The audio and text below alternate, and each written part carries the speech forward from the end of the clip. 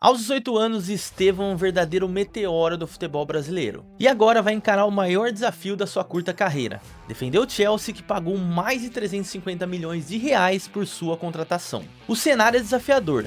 Ele chega à Premier League, a liga mais disputada do mundo, e é um dos clubes que mais contrataram nos últimos anos. Mas será que ele tem chance real de ser titular?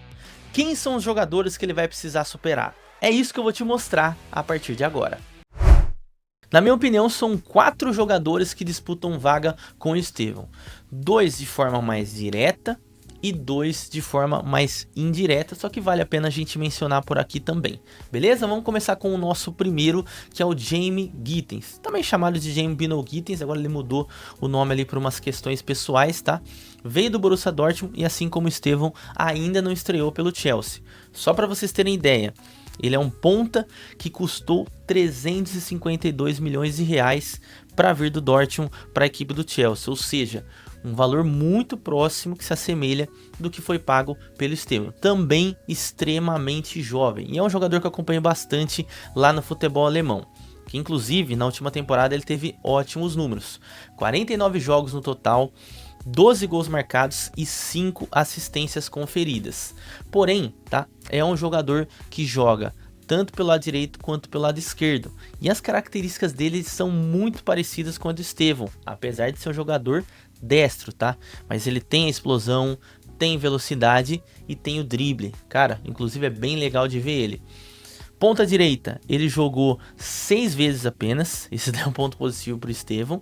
E ponta esquerda, ele jogou em 37, nessa última temporada. Mas nas temporadas anteriores, ele costumava jogar mais pelo lado direito. O que me faz acreditar que ele pode sim bater de frente com o Estevão, que a gente sabe, se a gente pegar os números do Estevão nessa temporada 2025... foram 37 partidas, 12 gols e 5 assistências, olha que número bem semelhante mesmo. E o Estevão jogou 12 como ponta direita, tá? Dessas todas as partidas.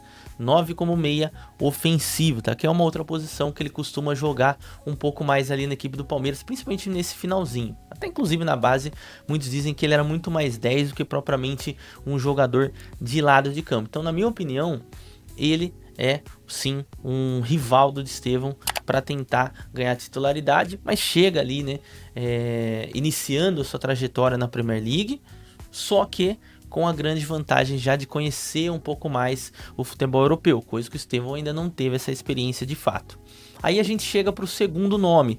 Esse, cara, para mim é o grande rival do Estevão no Chelsea, que é o Pedro Neto, português, já um pouco mais experiente, que tá jogando muita bola. Canhoto também, nessa última temporada fez 50 jogos até as semifinais do Mundial de Clubes, 9 gols marcados e 9 assistência. E aí que entra o número preocupante, pelo menos para o Estevão. Foram 25 partidas como ponta direita, ou seja, é a posição majoritária dele, onde exatamente o Estevão costuma jogar mais. Então, para mim, ele é o grande rival e tá jogando muita bola. E aí já tem a experiência do Wolverhampton, né, que foi muito bem no Wolverhampton inclusive. Já tá no Chelsea há bastante tempo. Só que a gente pode acender uma luz aí positiva pro lado do brasileiro, que é o fato de essa última partida, por exemplo, contra a equipe do Fluminense, ele ter jogado pelo lado esquerdo e ter jogado muito bem. Então, se o Enzo Maresca acreditar que o Estevão tenha condições de jogar como titular, é bem provável que ele consiga deslocar o Pedro Neto pelo lado esquerdo, que ele também vai bem, só que perde aquele senso, né, de trazer para o meio e finalizar.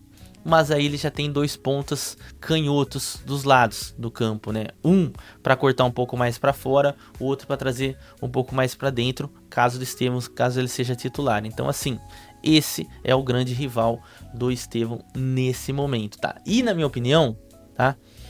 Acho que se fosse bater de frente hoje, o Estevão provavelmente seria banco de reservas, porque o Pedro Neto tá jogando muita bola mesmo, tá? Depois vocês concordam, vocês comentam aí embaixo. E agora, vale a pena a gente mencionar os 2 menos prováveis, que é o Cole Palmer, tá? Para quem não sabe, o Cole Palmer, quando ele estava ali no Manchester City, ele atuava bastante pelo lado direito, entrava durante os jogos, muitas vezes pelo lado direito, não somente pelo centro do campo, como ele joga como meio campista. E se a gente pensar no que eu mencionei lá mais cedo sobre o Estevão também jogou como meio campista em alguns momentos na equipe do Palmeiras, tanto que, colocando os números aqui, como meio ofensivo ele teve 9 partidas, tá? Então, seria uma posição secundária do Estevão. E aí fica muito difícil, não tem como, se ele tiver que bater de frente com o Cole Palmer jogando um pouco mais centralizado, realmente a coisa fica muito complexa.